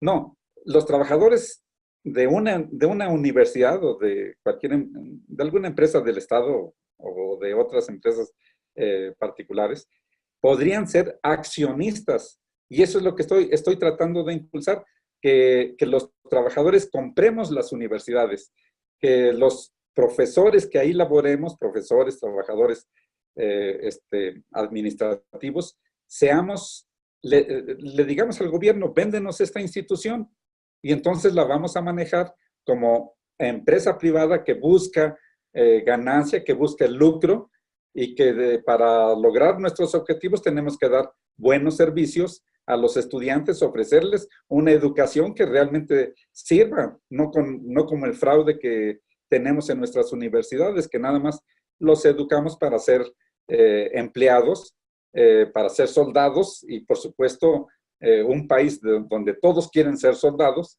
o todos son empleados, pues está muerto, porque no hay quien aproveche las oportunidades de negocios, no hay quien vea las necesidades de producción y organice a la gente para generar esa producción. Bueno, en fin, la idea es que los sindicatos le podemos dar una nueva orientación, creo yo, para que en lugar de ser sindicatos de proletarios, sean sindicatos de propietarios. ¿Cómo la ven ustedes? Gracias por escucharme. Muchas gracias, profesor. Definitivamente coincidimos, ¿no?, en que es parte de las 5 reformas que las universidades sean privadas y evidentemente eso transformará los sindicatos. Entonces, creo que es bastante trabajo, bastante labor que un sindicato cambie, ¿no?, lo que ha venido haciendo. Pero bueno, ahora sí que para eso estamos picando piedra, para que podamos hacer la transformación del pensamiento primeramente. Por aquí en el chat comenta Levent Azanowski, dice también, estoy de acuerdo porque asignas un derecho de propiedad y creas el incentivo apropiado. Así es. De esa manera es como funcionan mejor las cosas. No sé si alguien más por ahí tenga algún comentario. Adelante, Jorge. Muchas gracias, profesor. Muchas gracias, Eric. Sí, yo también coincido y me gusta muchísimo ese cambio semántico ahí, ¿no? Que es parte de lo que creativamente tenemos que hacer los liberales clásicos. Efectivamente, lo que usted ha intentado plasmar en esta propuesta es lo que en alguna medida propone nuestra reforma número 3, ¿no? Que es justamente entregar a entidades mercantiles, por así decirlo, ¿no? Entidades que puedan, u organizaciones bajo las cuales se aglutinen los maestros y directores, los profesores, personal administrativo también, de centros de enseñanza en cualquiera de los niveles, incluyendo las universidades estatales, para que justamente puedan ser propietarios y conviertan en verdaderas empresas estos centros de enseñanza, ¿no? Justamente ahí podrán entonces, quizás bajo una ley de sindicatos, no sé, esa sí es una duda que tengo personal, pues puedan establecerse o delimitarse los límites, valga la redundancia, ¿no? Los límites de los sindicatos, porque justamente lo que usted reseña que ha sucedido en los sindicatos mexicanos es lo que ha sucedido en los sindicatos en cualquier país de América Latina, ¿verdad? Solo imagínese, acá en Guatemala hay alrededor de 16 sindicatos en el sector educativo y casi arriba a los 30 en el sector de salud, ¿ya? O sea que imagínese la cantidad de sindicatos, ¿no?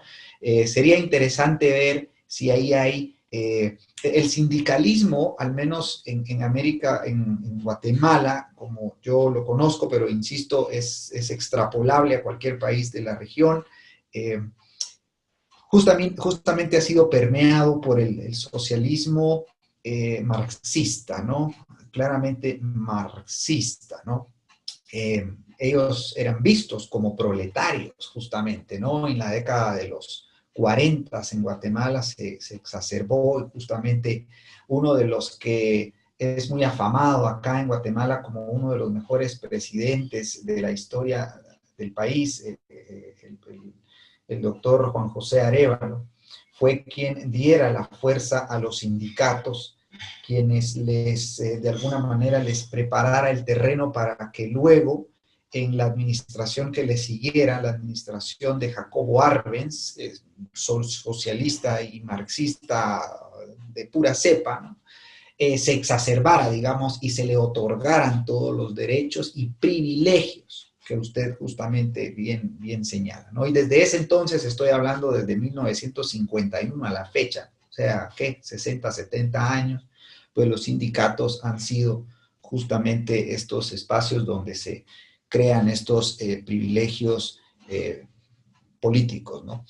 Entonces, excelente, es la reforma número 3, la que de alguna manera expresa lo que usted ha intentado compartir. Sindicatos de propietarios, definitivamente, ¿verdad? Definitivamente. Interesante la propuesta y creo que encaja muy bien en esa reforma número 3 dentro de las 5 reformas. Bien, muchas gracias, Jorge. Fíjense que en cuestión de los sindicatos, ahorita estaba leyendo un pequeño artículo de Estados Unidos, cerca de un cubano que llegó allá, ¿no? Y él platica en este artículo acerca de que en Estados Unidos sí hay sindicatos, pero ellos no pueden, o son restringidas sus huelgas. Pueden ir a huelga solamente cuando están por renovar el contrato colectivo. Entonces, una vez que terminan de hacer esas negociaciones, tienen prohibido hacer paros. O sea, ellos no pueden hacer paros por cualquier cosa, ¿no? Porque, por ejemplo, les cambiaron su Afore, ¿no? Les cambiaron, la Afore en México es su sistema de pensiones, ¿no? O les cambiaron algún tipo de evaluación, como ahora sucedió con los maestros, que los empezaron a evaluar. No, allá no es válido que hagan eso. Y bueno, en los contratos colectivos son solamente entre este gremio de trabajadores y la empresa. Ahí no hay no hay una ley o leyes del trabajo como tenemos en toda América Latina. Espero ahorita en un momentito se los describo por aquí, por el chat. Entonces, esa es básicamente una diferencia grande que tenemos con economías más libres. Aquí tenemos leyes para todo, para el trabajo, leyes para sindicatos y leyes para huelgas. De hecho, la huelga se considera un derecho para los trabajadores y bueno, pues afecta grandemente el crecimiento económico, la inversión, porque cualquier empresa que quiera entrar a México, que quiera invertir, y me imagino también en algún otro país de América Latina, tiene que enfrentar con todos esos obstáculos. Se los paso en un momentito. Solo un comentario rápido, ya que tocaste el tema de Estados Unidos, ahorita hay una tendencia muy interesante, es el momento en la historia en que menos personas, y va en la baja en picada, son miembros de sindicatos. Sería interesante pues hacer algún análisis económico, ya sea con el coeficiente Gini o con la distribución de riqueza y la vinculación con la proporción de las personas económicamente activas, miembros de sindicatos, pero por lo menos pues ahí haciendo una extrapolación inicial, pues sí podemos ver una tendencia a la baja, por lo menos en mercados desarrollados con tendencias un poco más liberales. Ok. Bueno, pues creo que hasta aquí sería suficiente. este segundo bloque para pasar al tercer bloque de acción política, donde vamos a tener tres subtemas: retrospectiva del primer seminario liberal y la carta de navegación y creación de secretarías, el seminario de Colombia y, bueno, algún otro tipo de evento, de acción que se esté por realizar. Así es que, adelante, Jorge. No sé si vayas ahí a platicarnos tú algo, o David. Ok, con mucho gusto, Eric. Gracias, amigos. Yo trataré de compartirles el tema de la carta de navegación y le pediría a David que me ayude con el tema del primer seminario político que llevamos a cabo acá en Guatemala hace meses y semanas, ¿no? David pues sugiere compartirles lo que aprendimos, lo que vivimos estos días del 19 al 21 de marzo, perdón. En cuanto a la carta de navegación, bueno, la carta de navegación es una especie de plan de acción 2018-2019 que hemos estado construyendo con el equipo de Familia 5 Reformas Guatemala. Y para eso seguimos utilizando toda esta analogía, ¿no? De navegar, ¿no? De navegar, hemos dicho desde que decidimos hacer el tercer Foro Liberal de América Latina, que justamente ese momento sería el puerto, ¿no? En el cual atracaríamos por un momento, ¿no? Por un par de semanas, y a partir de ahí zarparíamos a otro puerto, a otro destino. El destino lo hicimos oficial en la cena de gala para quienes estuvieron presentes.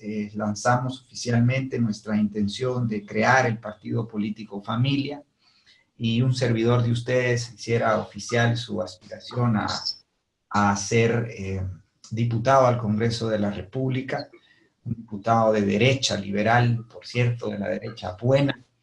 Y bueno, entonces, pues, una vez terminada la efervescencia, ¿no? Del tercer foro liberal, pues, tuve a bien empezar a construir esta carta de navegación e irla sometiendo a consideración del equipo de Familia 5 Reformas Guatemala, ¿no? Y de esa cuenta, pues, sale una especie de plan de acción, ¿no? Pero que hemos, insisto, seguido utilizando este símil de carta de navegación.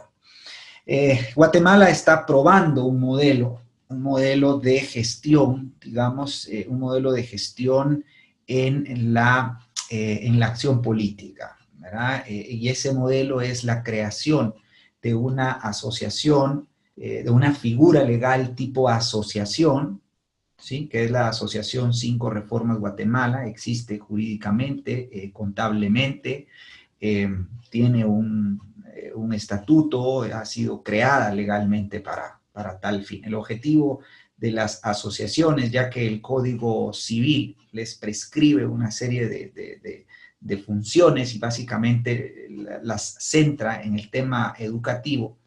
Entonces, la función, digamos, de la Asociación 5 Reformas Guatemala es difundir, comunicar el mensaje y de alguna manera proteger la franquicia. Esas son las tres funciones que le hemos asignado a la Asociación 5 Reformas Guatemala.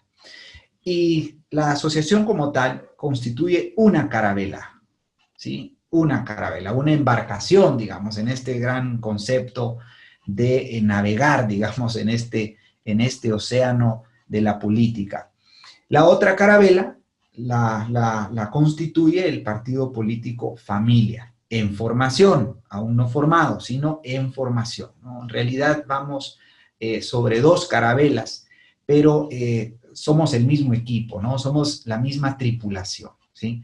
Y por eso en esta carta de navegación hemos definido 4 grandes tareas, operaciones, digamos, que nos hace o que nos permite avanzar las carabelas, ¿no? De momento vamos en esa gran carabela que es Familia 5 Reformas Guatemala. En su momento creemos que tendremos que separar las dos carabelas. La Asociación 5 Reformas Guatemala deberá seguir su rumbo, ¿no? En términos de educar en las 5 reformas, en liberalismo clásico, proteger la franquicia y comunicar el mensaje. Tiene es una especie de think tank, digamos, del partido político Familia. Y en su momento, pues, la carabela del partido político Familia tendrá que separarse y desarrollar su propia cultura, digamos, ¿no? Hemos entonces definido 4 grandes tareas en términos del qué hacer, digamos, de esta visión. Y básicamente es, número 1, el cierre y seguimiento al tercer Foro Liberal de América Latina. Por cierre entendemos básicamente el tema financiero, ¿no? Estamos justamente, hemos ya terminado de pagar a nuestros proveedores. Mañana terminaremos, por cierto, de pagar a nuestros proveedores. Y tendremos que dar un seguimiento, ¿no?, a ese tercer Foro Liberal de América Latina. La operación número 2 tiene que ver con diseñar y acordar, consensuar esta carta de navegación y este plan de acción 2018-2019. En 2019 son las elecciones generales acá en Guatemala y entonces pues debemos de diseñar pues esas operaciones y esas tareas que nos van acercando a ese momento político interesante que va a ser de mucho aprendizaje para nosotros. Como paso número 3 es crear una estructura organizacional, ¿sí?, que nos permita de momento trabajar de forma fusionada, Familia 5 Reformas Guatemala. Y en esa estructura organizacional hemos identificado la existencia de 8 secretarías, ¿sí? La Secretaría de Formación, la Secretaría de Organización, la Secretaría de Mercadeo, la Secretaría de Comunicación, Secretaría de Finanzas, Secretaría de Asuntos Legales, la Secretaría de Cooperación y la Secretaría de Estrategia. Estas secretarías antes, durante la organización del Tercer Foro Liberal de América Latina, se llamaban comisiones, ¿no? De alguna manera ya funcionaban bajo el nombre de comisión. Y de alguna manera el equipo ya trabajaba, digamos, bajo estas líneas de trabajo, ¿no? Hoy hemos transitado el nombre de comisión al nombre de secretaría para hacerlo más empático con la acción política propiamente de un partido político, ¿no? Y bueno, hemos formulado, y ese es justamente lo que haremos el día de mañana en nuestro desayuno de acción política que realizamos todos los jueves por la mañana. Estas secretarías las hemos plasmado en un organigrama y a partir de mañana pues trataremos de ir definiendo las acciones concretas en cada una de estas secretarías, ¿no? Y ese es precisamente la cuarta gran tarea que estamos haciendo en Guatemala, que es la definición de las acciones concretas, ¿no? Del trabajo concreto que habrá que hacer en cada una de las secretarías, ¿no? Justamente estamos por lanzar nuestro primer seminario sobre liberalismo clásico y las 5 reformas para Guatemala,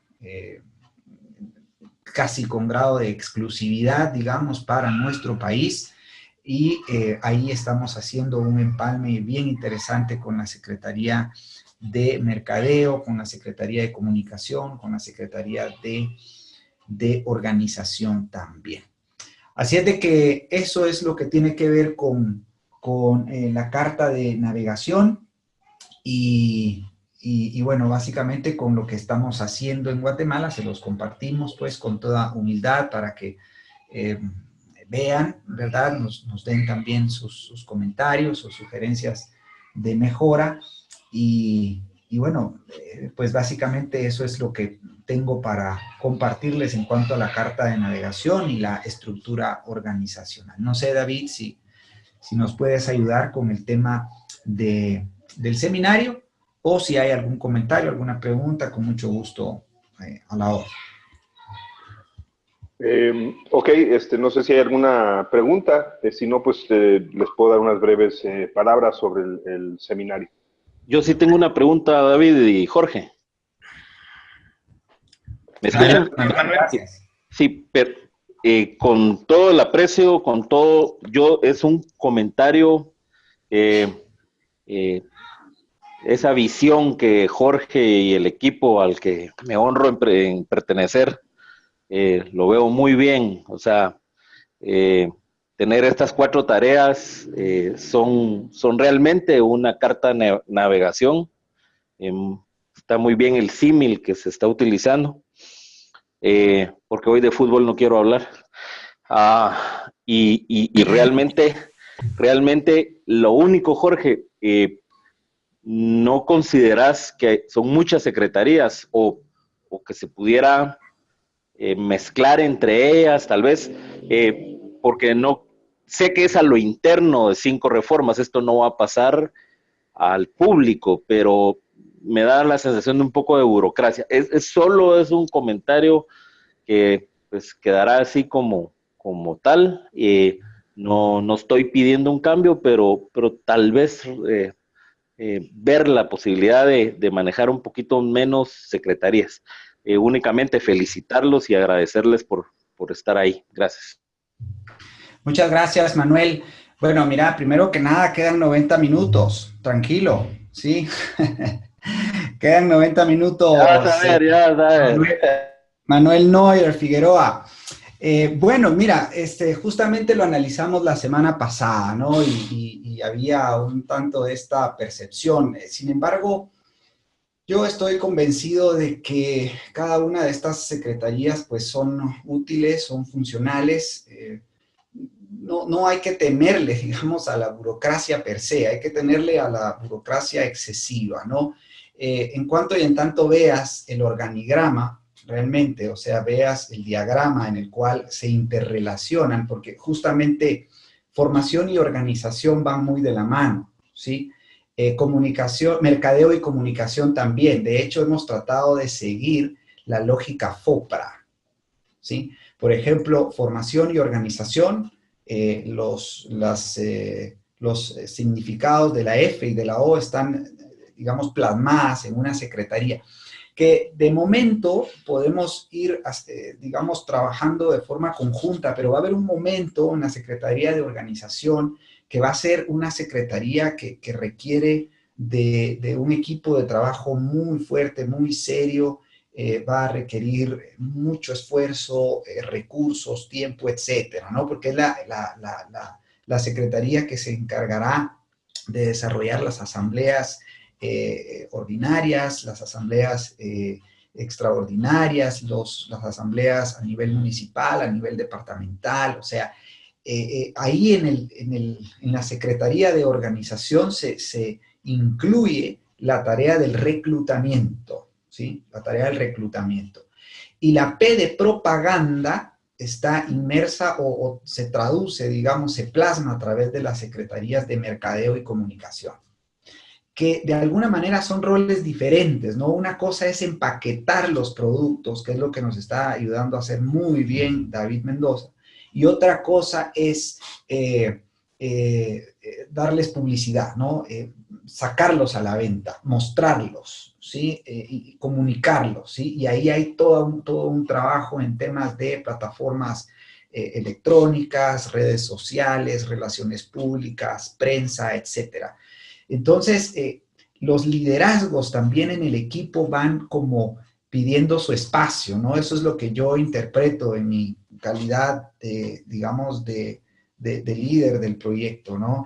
Y creo que ese espacio hay que dárselo a estos líderes y hay que permitirles que trabajen y que lideren sus equipos, ¿no? En la Secretaría de Cooperación, por ejemplo, una secretaría que Carlos Arenas ha llevado muy bien hasta el día de hoy, pues es un trabajo de reunirse con gente, es un trabajo de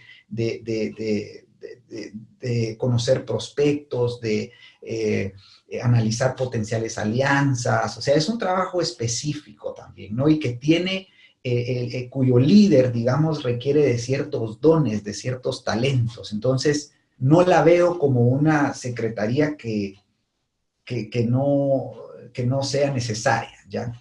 La Secretaría de Finanzas, ya no digamos, la Secretaría de Estrategia, que de alguna manera es bueno, como su nombre lo indica, ¿no? Es estrategia, se supone que de ahí, digamos, nace todo la carta de navegación y va a estar pendiente de que esa carta de navegación pues lleve más o menos o se cumpla de alguna manera, ¿no? Y la Secretaría de Asuntos Legales, ¿no? Que pues es una secretaría transversal, casi a todo el accionar, digamos, de la nave, de la carabela. Es muy importante. Entonces, no es que haya duplicidad, eventualmente va a haber mucha complementariedad entre las secretarías, pero es de advertir que el equipo de trabajo de 5R, que ya hoy por hoy suma 20, y por cierto, en el cual tú estás ahí dentro y nos honras ahí también con tu presencia, Manuel, pues cada líder y cada persona va como de alguna manera ofreciendo sus talentos, ¿no? Y esos talentos hay que afincarlos en algún espacio, y entonces se trata del arte de adecuar el puesto a la persona y la persona al puesto, ¿no? No sé si me explico. Y eso es lo que yo, pues humildemente he intentado hacer. Así que en cuanto puedas venir a Guatemala y compartir con nosotros el desayuno de acción política, o nosotros llegar a Jalapa, que estaríamos encantados, con gusto podemos verlo más despacio, Manuel. En todo caso, que sirva esta experiencia a los 13 o 12 personas que aún están en la sala para que vean pues cómo es que lo estamos haciendo acá en nuestro país. Enterado y copiado, Jorge, y sí, claro, ahí sí el símil del fútbol a visita recíproca, correcto. Buenísimo. Así va a ser el primero de Dios. 90 minutos. Bueno, muchas gracias, Jorge. Y solo pues como un comentario antes de entrar al tema del seminario, y bueno, y aludió un poco a esto Jorge, pues estamos apenas tomando el liderazgo y las acciones en estas nuevas secretarías, en esta nueva estructura, y pues tanto nosotros nos vamos adaptando y pues todavía nada está en piedra, pero pues hay que partir de un esquema de trabajo, ¿no? Entonces, pues el tiempo dirá cómo esto evoluciona y cómo se estructura. Bueno, con algunos minutitos que nos quedan aquí en el aula, solo quería cerrar compartiéndoles un poco de la experiencia de lo que fue el primer seminario 5 Reformas, que pues surgió inmediatamente después del foro. Yo creo que todos andábamos todavía un poco desvelados cuando fuimos al seminario, pero como experiencia sí les quería compartir que fue algo espectacular. Fue algo donde todos salimos energizados, con mucha buena vibra, con una hermandad, con un propósito común, y creo que tal vez lo que les quería compartir, en particular para los que están en otros países, tendrán que escoger en el momento adecuado de tener el equipo, pero sí yo diría que es casi obligatorio o fundacional de que se lleven este tipo de eventos y que puedan consolidar el equipo y consolidar la visión. Nosotros, pues, por darles algunos ejemplos de las actividades, pues iniciamos revisando el Manifiesto Liberal y otros documentos fundacionales para tener una visión compartida, unificar criterios, terminología, conceptos. La participación del profesor Mansuetti pues, fue invaluable para justamente tenerlo como referencia de muchos de estos conceptos. También tuvimos una etapa de formación, una etapa muy interesante fue la de los debates, pues donde estuvimos debatiendo y entendiendo y profundizando más en las 5 reformas. Hubo unos debates muy interesantes sobre las estrategias y el papel para llegar al Congreso, porque eso es prioridad en lugar de ir tras el Ejecutivo. E incluso tuvimos debates muy interesantes sobre estrategias, tácticas para llegar a las alcaldías, y si las podíamos en primera plana, en primera prioridad, segunda prioridad, y cómo llegar a ese tipo de puestos y qué representarían en la línea evolucionaria digamos, de formar un partido, ¿no? Y por último, pues tuvimos una sesión muy interesante sobre la formación y la estrategia para formar el partido Familia.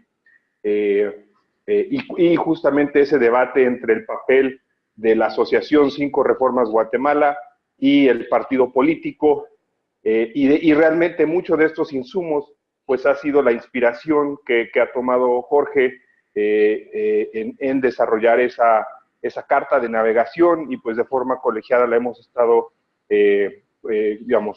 compartiendo, debatiendo, y pues una experiencia muy interesante. Entonces yo los insto, y tal vez mi último mensaje de cierre es que realmente consideren y tengan como una meta tener ese primer seminario país para empujar y llenar de energía a ese equipo que va a ser el que va a realmente llevar a cabo esa incubación del proyecto, ¿no? Esos serían mis comentarios. Gracias.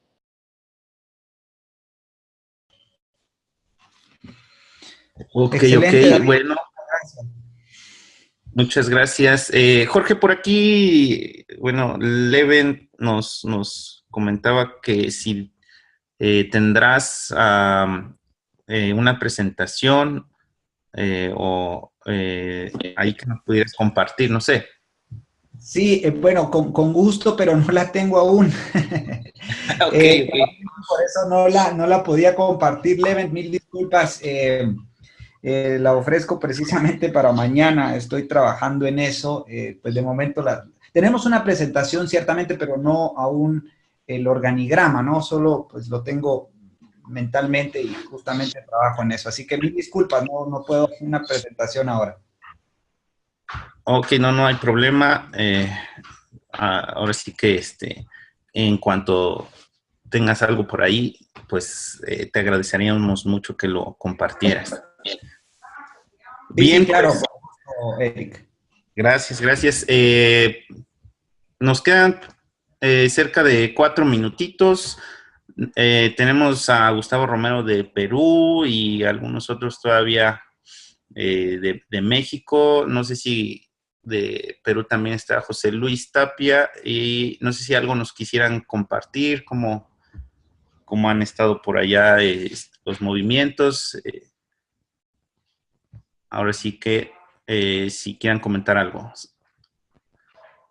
Hola a todos, buenas noches. Disculpen que no haya podido intervenir antes, lo que resulta es que he estado desde la universidad como un ciudadano más del pueblo, he estado tomando Sí. el transporte público y entonces he estado escuchándolos, pero no podía concentrarme demasiado como para entrar en los comentarios del mercantilismo. Pero suficiente con las intervenciones, creo que han sido muy buenas y además enriquecen para posteriormente conversar sobre otros temas que sean complementarios. Lo que sí queríamos manifestar, y también seguramente por ahí Gustavo Romero, es nuestras actividades que estamos realizando en el Perú, en la capacitación, que ya prácticamente hemos pasado la mitad y ya estamos cerca de un par de semanas más, 3 semanas más, y ya estamos terminando el nivel introductorio.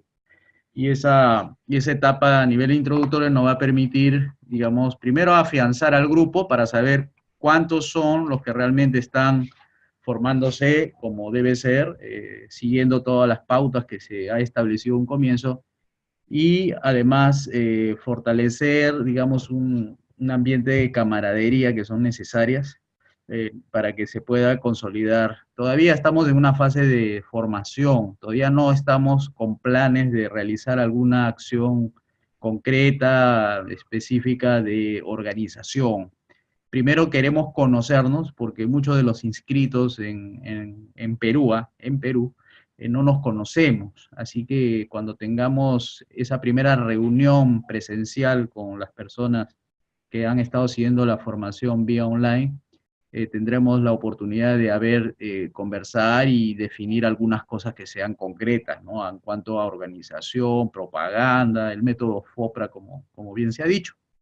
Eso es por lo menos ahorita en el corto plazo. Después tendremos una semana posterior de descanso y reiniciaremos con el nivel básico, ¿no? Como está en la propuesta que han preparado Jorge y su equipo, y bajo la supervisión del profesor Mansuetti, que se espera que sea un año, ¿no? Un año con los adicionales de las semanas de descanso.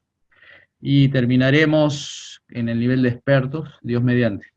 Ahí, en esa etapa, ya cuando superemos la de nivel introductorio y tengamos que definir las pautas de acción, ya estaremos preparándonos para ya estructurar el partido de una manera ya más organizada, ¿no? Para tener las bases ya de lo que sería ya un partido con participación a nivel nacional, ¿no? Entonces, eso es más o menos el esquema de trabajo, por lo menos hasta ahorita, y falta, como digo, pendiente esa reunión presencial, del cual de ahí saldrá, pues, las acciones que tengan a bien sugerir para hacerlo posible e ir convirtiendo este sueño en realidad, ¿no?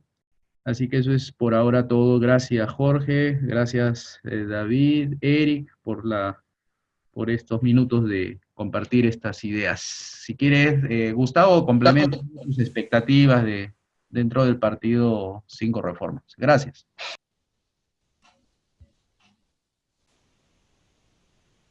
Ok, no sé si Gustavo esté por ahí, ¿quiere comentar algo?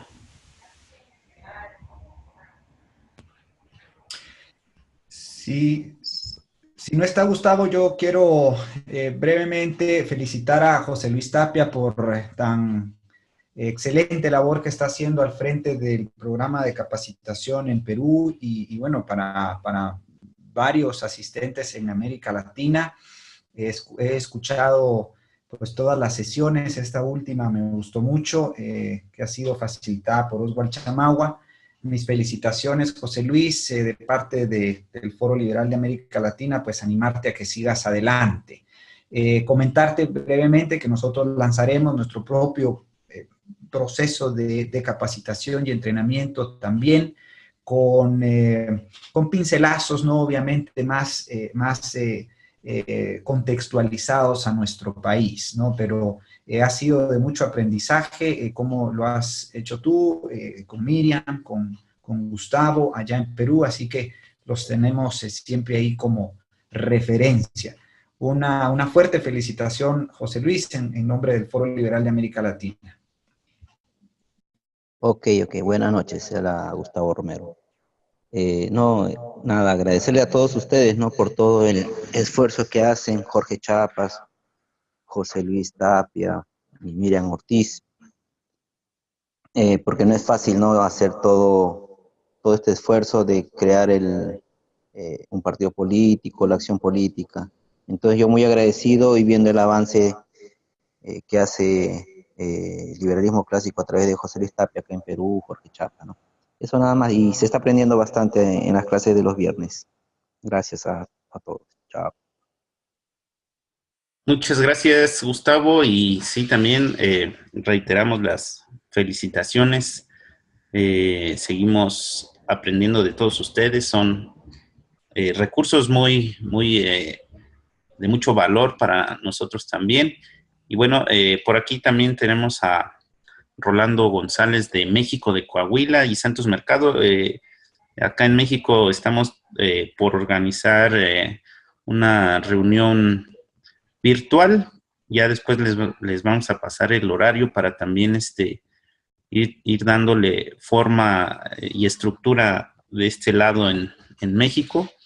Y bueno, esperamos seguir contando con el apoyo del profesor Santos, de Rolando y otros más que estuvieron aquí y salieron, ¿no? Pues ya son las 9 horas de México. Yo creo que ya nos vamos despidiendo para terminar puntuales. Si hay algún otro comentario para despedirse, Jorge o David, agradecemos la intervención, la participación de todos. No, nada más despedirme, ¿verdad? En nombre del Foro Liberal de América Latina, muchísimas gracias especialmente a David Mendoza, quien ha sido el el facilitador de esta sesión de aula virtual. Siempre que no está el profesor Mansuetti, seguro, pues todos pues le extrañamos mucho, ¿no? Quiero dejar patente eso y pues obviamente nos da cierto temor, ¿no? Porque pues la lucidez y el nivel del profesor Alberto Mansuetti pues siempre es un tanto abrumador, ¿no? Así que en todo caso hoy hemos hecho nuestro mejor esfuerzo y agradecemos la atención de quienes asistieron, especialmente yo como guatemalteco, como líder de Familia 5 Reformas Guatemala, a todos los chapines que estuvieron hoy presentes, al event, gracias por su participación, a David Mendoza, desde luego, a Manuel Figueroa desde Jalapa, a Isaac Meani, que estuvo también por acá, a Sebastián Mezquita, que estuvo también durante un momento. Bien, a todos ellos mis felicitaciones, muchas gracias, y gracias a ti, Eric, por facilitar y moderar la sesión de hoy. Feliz noche, un fuerte abrazo, saludos liberales y hasta la próxima semana.